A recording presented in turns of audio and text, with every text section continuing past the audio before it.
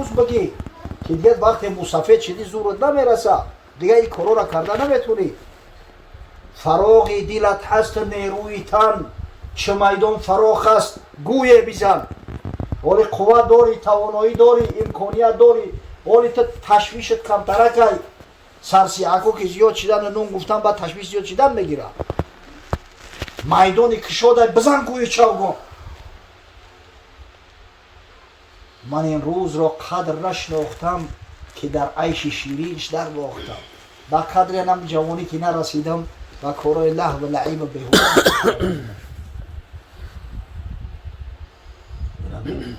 چه کوشش کند پیری زر خر زیر بار، تو میرو که بر باد پای سوار. آخه او بیچاره مسافر در یک خری لنگان سوار خر دوونده نتونه، او دق دق به کجا میرسه. تو در بالای اسب باد پا سواری کمچین که حرکت که گر از چابکان در دویدن گرو، نبودی هم افتان و خیزان بیرو. اگر چنده که تو شاید که اکرانگی او چواندازه و روی اسب دوانی کردن نتونی، همو به هر وجه صورت همی غلطیده و خیسته قرار نکه حرکت که. یا خدای تعالی گفته است که من دوست می‌دارم جوانی را که در راه خدا نشأه نموده است. حضرت میگه انا حبیب الله، من حبیب الله هستم. و شاب نشأ فی عبادت الله ایضا حبیب الله. همچنین جوانی که در عبادت خدا نشأه نما می‌یابد همون حبیب الله است. نماز که خوندی در خانت نور میشود، صفا میشود، رحمت خدا میشود. نماز که خوندی با کارهای غیر ناخوب مشغول نمیشی. نماز که خوندی برکت خدا است. ما اهمیت نمیتیم. وقتی که اذان گفته میشود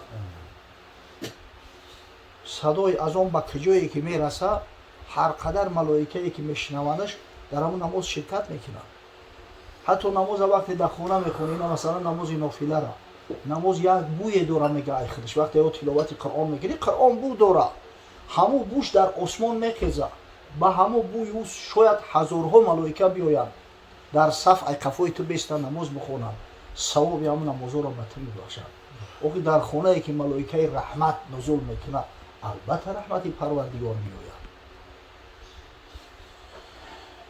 واقعا همین چیزا را باید غنیمت هست استفاده بریم بچه. بعضی ها باید میبرن بچه‌شون نماز قضایی 30 سال و 40 سال بگیرن نماز قضا کردن، حساب و کتاب کرده میخونن. اول که خوندی و قضایی نداشته باشی، صاحب ترتیب باشی، جانا که نمیدگی نیسته، خوب نیسته. در اون دورهای ما حقیقتا شخصای صاحب ترتیب کم بدن.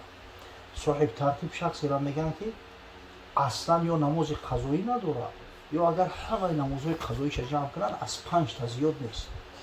6 تا کشی ترتیبت خوب میشه، بی ترتیب میشه. همین خیلی آدم در اون زمانی که ما زندگی میکردیم نادیر بدن، کم بدن. اکثری مردم خیلی بعضیش به عذر بعضیش به عذر تری نمازهای قضایی زیاد داشتن. ولی من خدا را شکر میکنم که صاحب ترتیب‌ها زیاد چیدگی هم دیدن. صاحب ترتیب‌ها خیلی درجه و منزلتی بالا دارن. خداوند محفلمون مبارک بگردانه و پروردگار اهل دینجان از جمیع بلا و گزردا حفظ کنه. این دخترک صالحه را که براش عطا کرده است پروردگار به قدوم این طفلک به خاطر احیای سنت ولای حبیبش محمد صلی الله علیه و سلم فیض برکات در این خاندان نازل بسازه. دختر نوری چشم است. حضرت صلی الله علیه و سلم میگه فاطمه گوشه جگری من است، جگر گوشم است. حقیقتا اگر دختر خوب تربیه بیاورد والله خاک پاش برابر 1000 جوان می شود. المرأة الصالحه خیر من 1000 رجل طالح. یک زنی صالحه 1000 مردی دهن کنده فاسق و فاجر بالاتر بیستند. و خداوند به خاطر صبری که داره، به خاطر شکری که داره، یک فرزند نرینه دیگه براش عطا کنه. خداوند جمیع مراد مقصوداش حاصل کنه. آمین. اما اهل جنت و دوزخ بعد قیامت داخل می شود. ولی سوال می شود که پیغمبر در شب معراج بر روایت در سال 10 بعثت است. سال 10 بعثتش والله اعلم شاید سال 620 باشده، 620.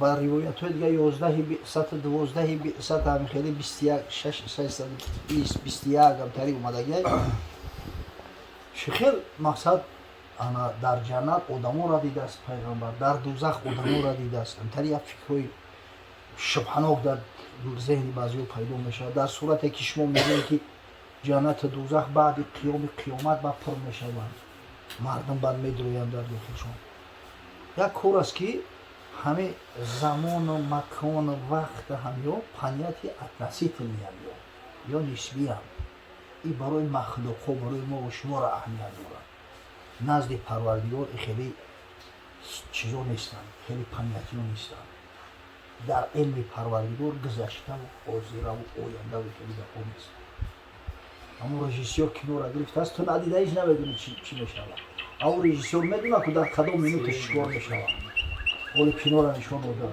آقای پروردگار خالق کلی اشیاء است نزد پروردگار گذشته و حاضر و آینده نیست همه حجاب و پیش چشم پیغمبر که گرفت آن همون جنت بعد داخل شدن اهلش در قیامت نشون شد دوزخ بعد داخل شدن دوزخی و بعد که دوزخی را در دوزخ پرت نشون شد یعنی که در اون زمانی که حضرت صلی الله علیه و سلم میزیست جنت و دوزخ بدن لیکن جنت و دوزخ فقط مسکوناش هم ملائکه ها هستند ملائکه های متصدیش آدم نداره اما خدای تعالی انما روز قیامت یک سه نشه برای پیغمبر خدا صلی الله علیه و سلم یا صحنه نشان داده میفهمید این خیلی بگیریده بسیار چیزایی هستن که اتنسی تلنیان یا آخی ما به همه بعدی زمانی و مکانی خودمان چین میکنیم این فکر نمیکنیم که آخی او دیگه علمه او دیگه چیزه ازمرینیوش دیگه فرق میکنه از این اما تو زمانی که مقصد قیامت خواهیم نشود حساب کتاب نشود اهل جنت اهل دوزخ نمیروند حقیقتا مؤمنو از قبرشو یک روزنه کرده میشود چگونگی او را ما نمیدونیم آمنا و صدقنا از بوی جنت از نسیم جنت استفاده میکنند اما راحت میآید اما روزنه دوزخی ها از دوزخ هم خیلی روزنه شو میکنند اما بو و تعفن و داد و فقان و اما گرمی ها دایم براشو میآید اما تو زمانی که قیامت خواهی میشود آخرشو نمیدونیم خیلی هست نصیب مالک است میگه که این اهل مکه سأل رسول الله صلی الله علیه و سلم ان یریهم الآیه فاراهم القمر شقتین حتی رأوا حراء بینهما حدیث امام بخاری است اهل مکه از پیغمبر خدا صلی الله علیه و سلم میگه طلب کردن که یک معجزه ما نشون بده آسمانی همین ماهی شب 14 بود از قمر حضرت میگه همه انگشتش خطی میگه اشاره کرد میگه ماه دو حصه شد اگه خداوند اون ماه دو حصه میکنه دیدی حتی میگه در بینش هم یک غار دیدن ایرا به معنی غار میشود یا سوراخ یا دیدن اما پیش چشمی که نور عرفان نیست در بود آسمان نمایان نیست او کسی را خدای تعالی هدایت نکنه فایده نمیکنه یکی بچه‌شم شدی دنگانی همین را این معجزه آسمانی است با این معجزه در قرآن اومدگی است در سوره قمر خدای تعالی این را ذکرش کردگی این کاری بازی نیست اما او خدای تعالی که هدایت شروع کرده بود یک کده خیلی گفتن هم یک چشم‌بندی است حالتهایی میشید که میگفتن کوینا باران بباره در چیله تابستان باران میزد که تر میشیدن با کوشا سیل میرفت منافقان میگفتن که یک ابری دیدو بود دیگه جای اومدم تیار زده بر رفت خدای تعالی اگر هدایت نکنه نه به گفته و نه به دیده و چیزی کمک نمیکنه چیزی فایده نمیرسونه خداوند متعال در حدیث قدسی تاکید کرده است که یا عبادی کلکم ضال الا من هدیتو ای بنده های من شما همت گمراهه همت رهگم زده مگر کسایی را که من هدایت کرده گیم فاستهدونی اهدیکم از من طلب هدایت کنه که من هدایت کنم ای در زمان پیغمبر شخصایی بودن که عقلشو بسیار مقصد زیاد بود одамои зирак ба ақл будан касофату оғи Абуҷаҳл як палаженез будааст ношукрӣ шава тамоми разбороро ҳамин ҳал мекард меки оки худои таоло ки ҳидоятат накунад фоида намекунад ба хотири ҳирси дунё ба хотири ҳасади дунё ба хотири касофатӣ ва ило ҳамонам оки мақсад ки аз адабиёт огоҳ будааст бисёр фасиҳзабон буд аз балоғат огоҳ буд ин қуръоне ки дар асри 21 ҳамара дар таъҷиб меёрад тасаввур кунед ки дар он аср чӣ гуна буд ҳатто имом Қуртубӣ оли овардааст як ривоята мега шабе Абуҷаҳл бадбахт ҳамроҳи Валид ибни Муғира мега дар як гӯшаи Каъба аз як тарафи Каъба шида буданд аз ҷониби дигараш пайғамбари худо саллаллоҳу алайҳи ва саллам Қуръон мехондааст ҳами хел мега маҷзуб мешид ки овои дидаш ҷорӣ шид Валид дигар кард гуфт гирья мекунӣ гуфт ин ширинӣ ин каломаби оғи маълум аст ки ин гап гапи одам нестад инсон қудрат надорад хел ширину зебо гап занад бовар дорӣ ки ҳами ай худоай ҳами Қуръон гуфт охир ҳамин Муҳаммада мо дар ҳамон замони ҷоҳилият гапи дунёша бовар доштем дар ҳаёташ дурӯғ нагуфтааст аминаш мегуфтем чӣ хел дар гапи осмону ғайбиётира дурӯғгӯ мегем ба гуфт касофат набошад чӣ ба имон намеёрӣ агари охир медонистай мефаҳмидай гуфт баъд занакҳои Макка дар ҳама гӯшаву канор буданд ки Абулҳакам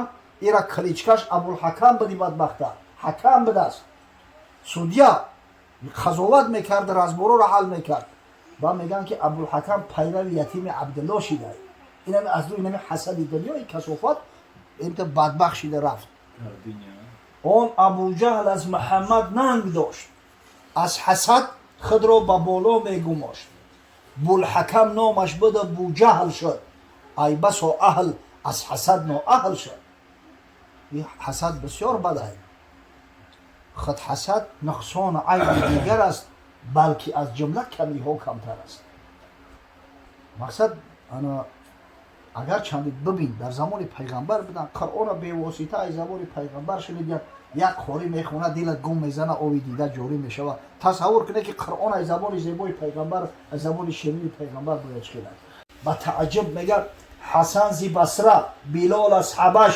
Суҳайб аз Рум зи хоки Макка Абуҷаҳл ин чӣ булаҷабист иразӣ Ҳасани Басрӣ ҳидоят ёфт як бузурги ислом шид Билоли Ҳабашӣ ки аслаш ай ҳабашай ин қадар мартабаву манзалат ёфт Суҳайби Румӣ ин қадар дараҷа ёфтааст зи хоки Макка Абуҷаҳле ки аз Қурайш аст аз хеши табораи пайғамбарай ба ин ҷаҳолат ба ин гумроҳию ба ин кафра аҷаб булаҷабӣ аст булаҷабира надорад во худои таоло аз ҳидоят маҳрумш карда буд касеро худои таоло ҳидоят накунад фоида намекунад ва ило мегӯм ки шақи қамар маъҷизаи саҳиҳи пайғамбара ин ҷои шак надорад аслан маъҷиза чира мегӯяд амали хориқулодае ки тамоми инсонҳоро оҷиз мегардонад дигар касе қудрати дарк карданша надорад ӯро ба мантиқ фаҳмида намешавад ӯро ба ақл фаҳмида намешавад ба қиёс фаҳмидаш намешавад худованд ба хотири субути нубуввати пайғамбаре аз пайғамбарош ҳамин маъҷизаҳоро барошо ҳадия кардааст ҳоли ҳамин бештар ҳамин файласуфо гумроҳ мешаванд дар ин масъала ин чизи нав нест дар ҳамин асрои пеш ҳамаи бидиям дар ибтидои кор шайхи раис Абу Али ибн Синон ҳам хеле ҳамин ин кор мекардааст баъдан худованд ба ҳидоятш кард хеле дигаргун шуда бияд то ба ҳадде ки дигар каромоти авлиёуллоҳро мега муҷарраб аст шак наёред ин дар таҷриба санҷида шуда шак наёред чӣ бираса ба маъҷизаи пайғамбарон бибинед ана худо раҳмат кунад ҳазрати мавлавиро мега пои истидлолиён чӯбин бувад пои чӯбин сахт бетамкин бувад ҳамин истидлолиё ин файласуфое ки модигаро ҳастанд ҳамара инкор мекунанд ино пои ҳақиқӣ надоранд мега пошу чӯбиай пои чӯбӣ ҳиссиёт надорад дидай пои чӯбӣ гарму хунука намефаҳма е бача сахту нарма намефаҳма фалсафӣ ку мункири ҳаннона аст аз ҳавоси анбиё бегона аст ӯ файласуфе ки нола кардани устуни ҳаннонаро рад мекунад ӯ файласуфе ки шақи қамарро рад мекунад ӯ ҳоли намефаҳмад ки пайғамбар яъне чӣ касеро пайғамбар мегӯянд این قوت پیغمبرها از کجا است؟ معجزه‌ای که براشون داده می شود از جانب کی داده می شود؟ ببینید معجزه موسی و احمد را نگر چون عصا شد ما رو استون با خبر. حضرت موسی علیه السلام عصا را وقتی پرتافت اویه قرآنی است میگه مار شد یا اژدها شد، همه اونمو سحر و جادوی سحرهای فرعون بلعی. یا که چخیل یک ستون در فراق پیغمبر صلی الله علیه و سلم گریه کرد مثل طفلک در فراق مادر. گرنه نامعقول بودی این مزح کی بدی حاجت به چندین معجزه. آخه اگر ایره با منطق فهمیده میشید، ایره با مثال و مسئله کار کرده میشید، حاجت به معجزه نداره. همین کرده چوره حاجت به معجزه نیست. یه باشه همین آب در حرارت 90 بالاتر میجوشه بخار میشود، در حرارت 0 و پسترش یخ میکنه. اوی حجت به معجزه نداره، ایره به تجربه دیده میشود. اون چی معقول است عقلش میخورد. به بیان معجزه بینه که بعد چیزی را به عقل در کرده میشه او را معجزه نمیگه. معجزه چیزی را میگن که انسانیت همه را عاجز میکنه، دیگه در درکش عاجز بمونن، تسلیم میشود. این حدیث صحیح ترین حدیث است، یگان شک نداره در مکه مکرمه شده. خداوند حفظ ثواب آیات تلاوت شده کلام بزرگ، ثواب این نعت نشید حالا، ثواب این نان طعام را که به خاطر خوشنودی و رضای تو در روز توی عقیقت سنت حبیب محمد صلی الله علیه و سلم از اهل دنیا آموزه کرده است. اولا به درگاه نیازت قبول فرما، بعدا برسون به ارواح جمیع پیغمبران، خاصتا به روح رسول الله صلی الله علیه و سلم. خدا روح آن حضرت را از صاحب خانه و از مهمانان شاد و مسرور گرداند. ان شاء الله اعمال این شب در عالم برزخ عرض می شود. یقین دارم که روح رسول الله صلی الله علیه و سلم شاد می گردد. پروردگار طفلکی را که سبب گرد آمدن ما امشب در این سر دسترخوان گشته است از جمیع بلا و گزنده حفظش کند، فرزند صالحه و مستوره و محبه خدا و پیغمبر به کمالش برساند. خدایا ثواب ثمره آیات تلاوت شده و این نان طعام ها را برسان به ارواح گذشته های این مکان، اونایی که امید دعا دارند از بازمانده هاشون، گذشته های ایشان اهل دین و مهمانانش. پروردگار و رحمت مغفرتشون کن. خدایا در بحبوحه جنت مستقرشون گردان. پروردگار و به ما زنده ها را غیرت و همت بده که لا اقل فرزندای خدا نبیره های خدا با اسلام آشنا بسازیم، با خدا و پیغمبر آشنا سازیم که وقتی مردیم نامون فراموش نشود و نیکی و به خوبی یادمون کنن و در حقمون دعای خیر کنن. پروردگار و برادرایی را که در این محفل خیر شرکت دارند به همین خیر روزای سعادت و خوشبختی روزی توی عقیقه فرزنده و نبیه‌هاشون برسان. خدایا اهل دین جان ما را که واقعا عاشق است، عاشق خداست، عاشق حبیب دلها محمد مصطفی و شریعت غراش است، الحمدلله صاحب 3 فرزند است، همه دختر هستند، یک فرزند نرینه را براش حتی پسر واقعا دوام دهنده کاری پدر، زنده دارنده نام پدر است. پروردگار جمیع مراد و مقصوداش حاصل بده. یک کس یک دختر داشته است، بگو یا رسول الله یک تا باشه چی؟ وام یک طرف باشم. دختر اندک یا نکنه بچه ها باور کنه امروز در جامعه همین جوانای بخوش و به عقل و به علم ده، دخترای بخوش و به عقل و به علم بیشتر لازم هستند. نیاز ما بیشتر به هم دخترها هست. اون برای که همون کودک مادرش تربیه میکنه، همون شیری نرش میکنه مادر میکنه، شیر مرد و شیر زنان میشود. برای هیچ وقت این طریق فکر نکن، انشاءالله این رحمت خدا است، نعمت خدا است. ولی هزار کس با دهانی در سرگردان میشود انشاءالله اگر دختر صالحه این تربیه کنه. الهی آمین.